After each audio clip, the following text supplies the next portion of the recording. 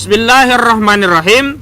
Pernyataan bersama Koalisi Persaudaraan dan Advokasi Umat KPAU bersama segenap advokat, ulama dan tokoh Jakarta tentang bersihkan ruang publik Indonesia dari ujaran para penista agama. Sebagaimana dikabarkan, Polri akhirnya menetapkan status tersangka Ferdinand Huta Heian dan menahannya terkait unggahan Twitternya tentang Allah lemah yang viral di sosial media. Walaupun demikian, masih terdapat sejumlah catatan kritis terhadap status penahanan Ferdinand Huta Heian tersebut.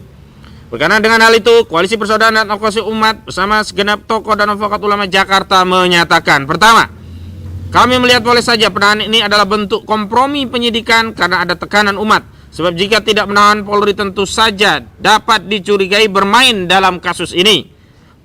Namun untuk melepaskan Ferdinand dari tahanan masih ada upaya penangguhan penahanan.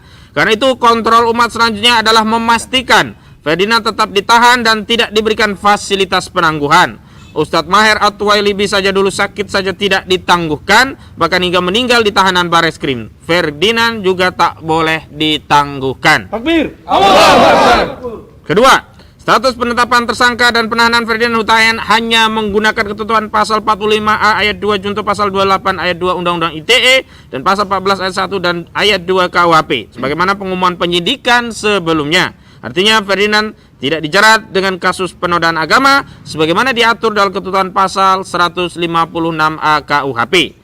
Agar agama Islam, baik Allah Subhanahu wa taala, Muhammad sallallahu alaihi wasallam, Al-Quran, ajaran, simbol, hingga ulama tidak dilecehkan kembali, perlu untuk menggelorakan penambahan pasal 156A KUHP pada kasus Ferdinand Huta Heian.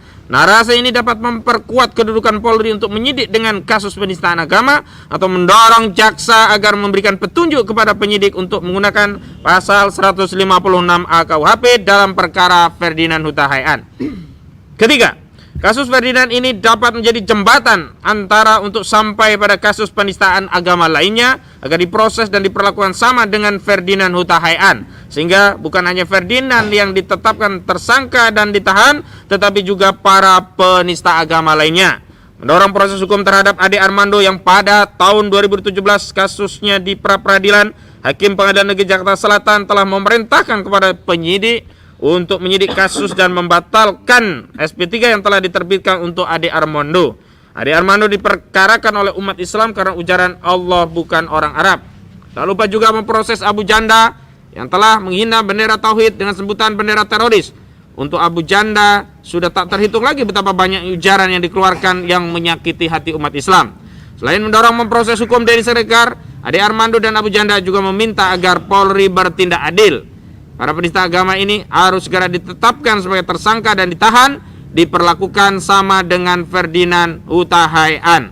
Demikian pernyataan dibacakan. Semoga Allah Subhanahu wa taala menguatkan umat ini selalu memberikan energi untuk konsisten menolong agamanya. Allah Subhanahu wa taala Maha Kuat. Mudah bagi Allah untuk menghinakan siapapun yang dikehendaki dan mengangkat derajat orang beriman sesuai dengan janjinya.